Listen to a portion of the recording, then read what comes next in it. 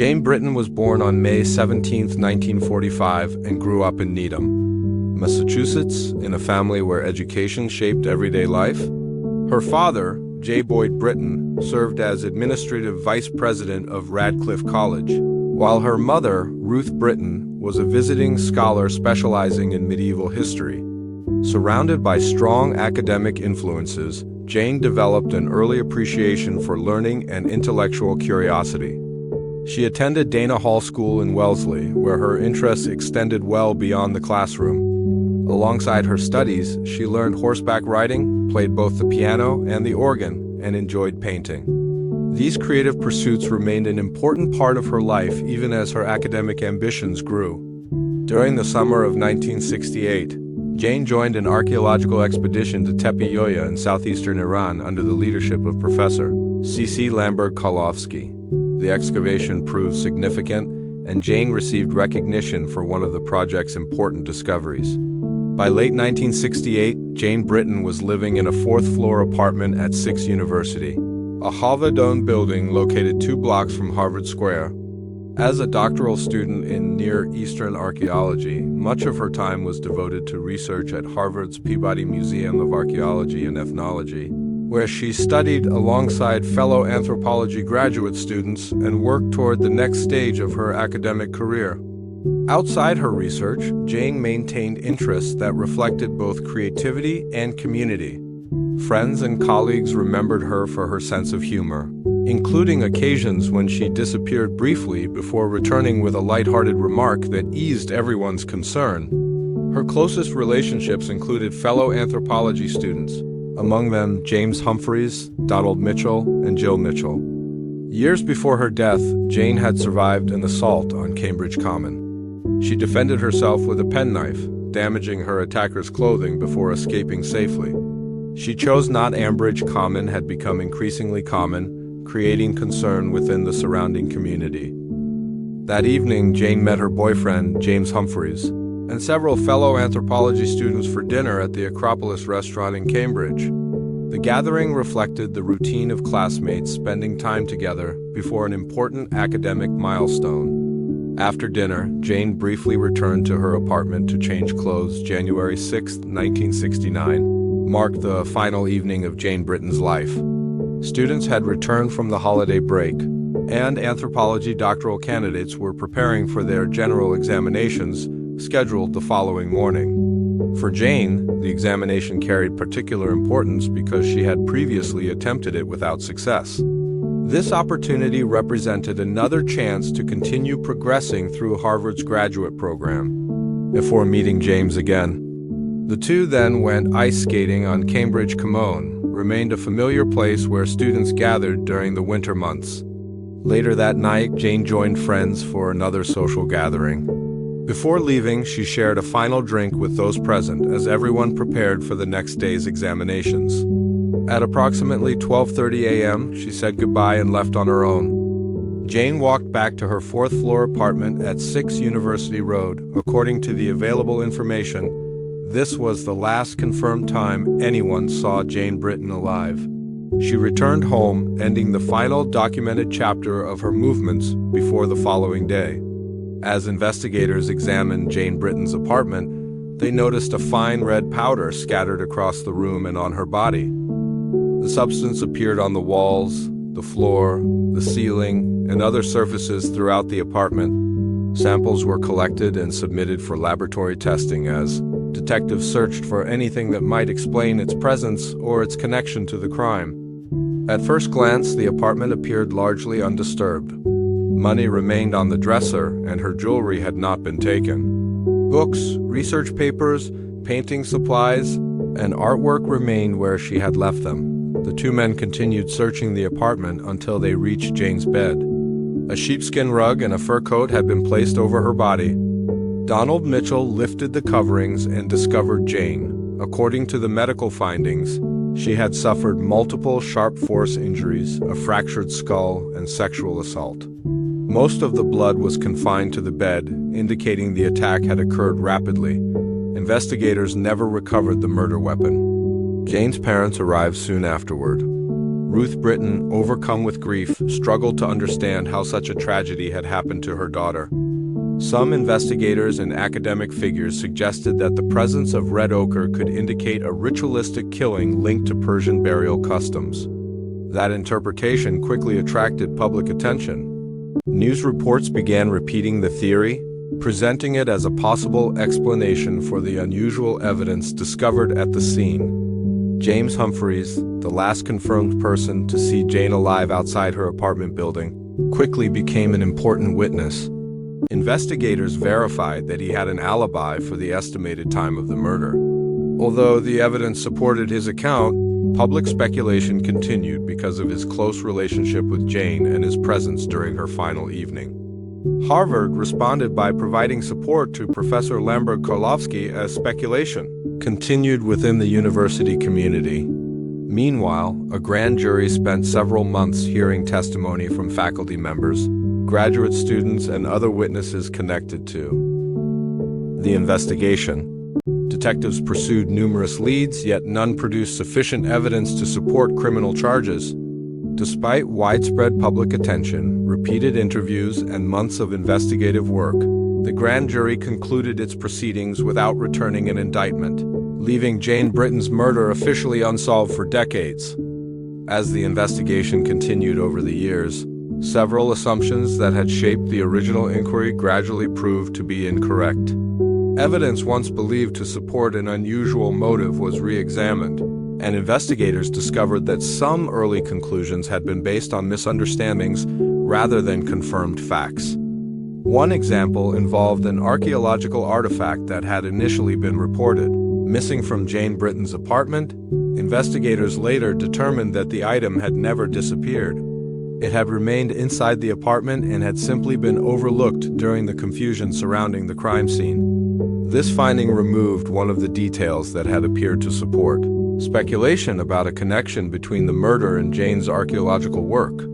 Jane Britton's murder remained unsolved for nearly 5 decades.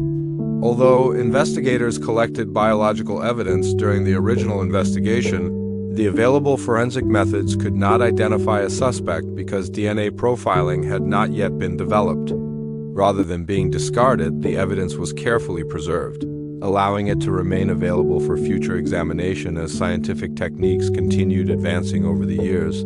Within Harvard's anthropology department, Jane's case continued to be remembered long after the investigation slowed. New generations of graduate students learned about the murder from those who had studied before them. Female graduate students maintained unofficial records documenting the case, preserving its history as a reminder of the risks women faced while studying and working within the department. The case became an enduring part of the department's collective memory. Harvard also faced criticism regarding security at the apartment building where Jane had lived. Questions persisted about the building's locks, the accessible fire escape, and the university's handling of events following the murder. Those concerns remained part of public discussion as people continued examining the circumstances surrounding the case and the response that followed.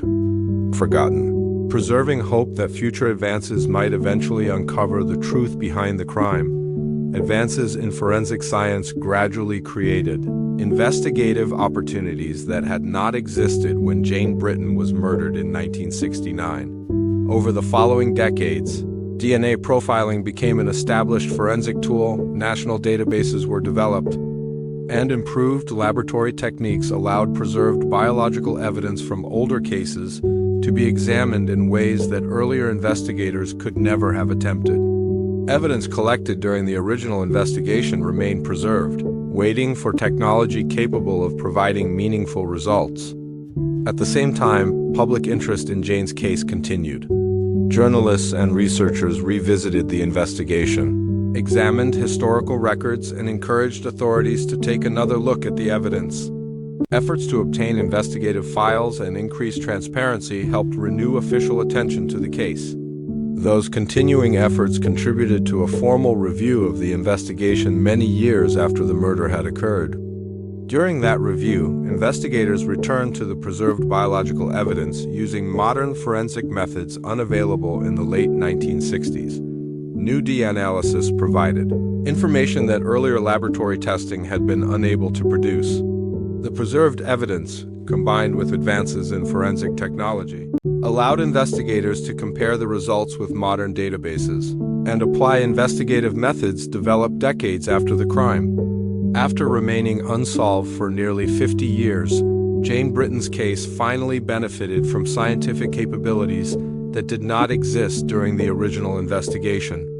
The renewed examination of preserved evidence ultimately enabled investigators to identify the individual responsible, demonstrating how developments in forensic science transformed a long-standing cold case into one that could finally be resolved through modern DNA analysis. Nearly 50 years after Jane Britton's murder, advances in forensic science finally brought the investigation to its conclusion. Modern DNA testing identified the individual responsible, allowing authorities to announce that one of the region's oldest unresolved homicide cases had been solved. The breakthrough marked the end of decades spent searching for answers that earlier investigative methods had been unable to provide. The identification ended years of uncertainty for Jane's surviving family members, friends, investigators, and many within the Harvard community who had followed the case. For decades, the investigation had been influenced by early assumptions and theories that shaped public understanding of the crime. As scientific evidence developed, those assumptions were reassessed, and the direction of the investigation changed accordingly. The final resolution demonstrated how evidence preserved from the original investigation could reveal answers unavailable to investigators in 1969. The conclusion of the case also highlighted the importance of preserving forensic evidence, even when available technology cannot immediately produce results. Advances in DNA analysis ultimately succeeded where earlier investigative techniques had reached their limits, transforming long-preserved biological evidence into a reliable means of identifying the perpetrator. Authorities acknowledged that solving the case after nearly 5 decades could never undo the loss experienced by Jane Britton's family and friends. However, they expressed hope that finally knowing who was responsible would provide some measure of consolation after so many years without answers. Jane Britton's case ultimately demonstrated how scientific progress, combined with careful preservation of evidence, can resolve even the longest-running cold cases and bring long-awaited clarity to those left behind. Following the initial investigation, attention gradually expanded beyond the search for Jane Britton's killer to include questions about Harvard's response after the murder. The apartment building at 6 University Road had previously been cited for negligence because of security concerns, including inadequate locks and an inaccessible fire escape. Those conditions became part of broader discussions about whether greater attention to building security might have reduced liabilities. Harvard also faced criticism regarding its handling of the aftermath. At the time, the university was conducting a major fundraising campaign, and some observers believed institutional efforts focused more heavily on limiting reputational damage than addressing wider concerns raised by the crime. Those criticisms remained part of public discussion as the case continued attracting attention over the years. For those closest to Jane, the investigation left lasting emotional consequences. Donald Mitchell continued believing for decades that the person responsible had been someone connected to Jane's academic community because that explanation appeared consistent with the evidence available. During the original investigation, Jane's brother, Boyd Britton, continued seeking greater transparency regarding the handling of the case and the investigative records. Journalist Rebecca Cooper later devoted years to researching Jane's murder. She interviewed surviving witnesses, examined echoes that explanation appeared consistent with the evidence available during the original investigation. Jane's brother, Boyd Britton, continued seeking greater transparency regarding the handling of the case and the investigative records. Her work renewed public interest and encouraged further examination of evidence that had remained largely untouched for decades. Those efforts contributed to formal requests for investigative records and ultimately helped prompt authorities to reopen and review material preserved from the original investigation, creating an opportunity for modern forensic analysis as these scientific capabilities developed. Investigators also gained valuable information through unrelated criminal cases. Michael Sumter was identified through DNA evidence connected to the murders of Ellen Ruddick in 1972 and Mary Lee Mullen in 1973. Both women had been attacked inside their apartments, and those investigations eventually established Sumter as the offender. Although these cases were separate from Jane Britton's murder, they provided investigators with an identified individual whose DNA profile existed within modern forensic systems. By the time authorities formally reviewed Jane's case in 2017, Michael Sumter had already died in prison in 1991, demonstrating how modern forensic technology could reopen a case that had remained unresolved for nearly 50 years and move investigators toward identifying the person responsible. Even so, preserved biological evidence from Jane's murder remained available for renewed examination. Investigators applied contemporary DNA testing methods and compared the resulting profile with information contained in modern databases. The preservation of evidence collected decades earlier proved essential because it allowed scientific advances to be applied long after the original investigation had ended. These developments marked a significant turning point. Investigators achieved the decisive breakthrough by applying YSTR DNA analysis to biological evidence collected from Jane Britton's apartment. Earlier attempts using standard DNA testing had failed to produce a usable result, but the newer method successfully isolated a male genetic profile from the preserved evidence. That profile was entered into the National DNA Database, where investigators received a partial match pointing toward Michael Sumter. Because the database result alone was insufficient for definitive identification, investigators sought additional confirmation. They located Michael Sumter's brother and requested a DNA sample for comparison. The genetic testing demonstrated an extremely strong familial match that was consistent with Michael Sumter being the source of the DNA recovered from Jane's apartment. After decades of uncertainty, forensic evidence finally identified the individual responsible for the crime. The investigation also determined that Michael Sumter had no known personal relationship with Jane Britton. There was no evidence that he belonged to her academic circle or had any direct connection to her studies, colleagues, or personal life. Instead, investigators concluded that he was familiar with the Cambridge area and knew the neighborhood surrounding her apartment building. Based on the evidence, they determined that he likely entered the building by using the unsecured fire escape before attacking Jane inside her apartment. The DNA findings replaced decades of uncertainty with a scientifically supported conclusion, resolving a case that had remained unsolved for nearly 50 years through preserved evidence and advances in forensic science. In November 2018, the Middlesex District Attorney's Office announced that Jane Britton's murder had finally been solved through DNA evidence. Investigators identified Michael Sumter as the person responsible, bringing an end to one of Massachusetts' longest-running unsolved homicide investigations. The resolution marked the oldest cold case ever solved by the Middlesex District Attorney's Office and concluded nearly 5 decades of unanswered questions surrounding Jane's death. The DNA findings accomplished more than identifying the killer. They also cleared individuals whose names had remained associated with suspicion for decades despite the absence of evidence against them. James Humphreys, Donald Mitchell, Professor Lee Parsons, and Professor C.C. Lambert-Karlofsky were formally excluded from responsibility through the new forensic conclusions. The announcement replaced years of speculation with scientifically supported findings based on preserved biological evidence.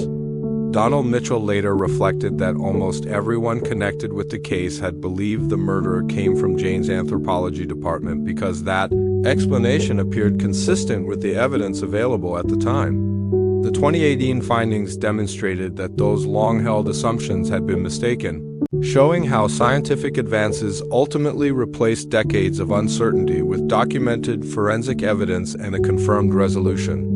Jane Britton's parents never lived to learn who had killed their daughter. Both died before the investigation reached its final resolution, leaving behind the unanswered question that had shaped their lives for decades. Although they never witnessed the outcome, the eventual identification of the killer fulfilled the search for truth they had hoped would one day be completed. Jane's brother, Boyd Britton, was alive when investigators announced the results. After the case was solved, he publicly expressed appreciation for the investigators, journalists, and researchers who continued pursuing answers across many years. Their persistence helped ensure that the evidence remained under review until advances in forensic science finally provided a definitive conclusion. His response reflected both gratitude for those efforts and recognition of the long passage of time before the truth emerged. Within Harvard's anthropology community, the unofficial file maintained by generations of female graduate students also reached its conclusion. For years, the case had been discussed as a reminder of an unsolved crime that continued to affect the department. The identification of Michael Sumter finally answered the question that had been carried from one generation to the next. Investigators ultimately determined that Jane's murderer had not been someone from her academic world. Preserved evidence and modern forensic science succeeded where earlier investigative methods could not, resolving one of Harvard's oldest unsolved murder cases and providing long-awaited answers. After nearly 50 years of uncertainty,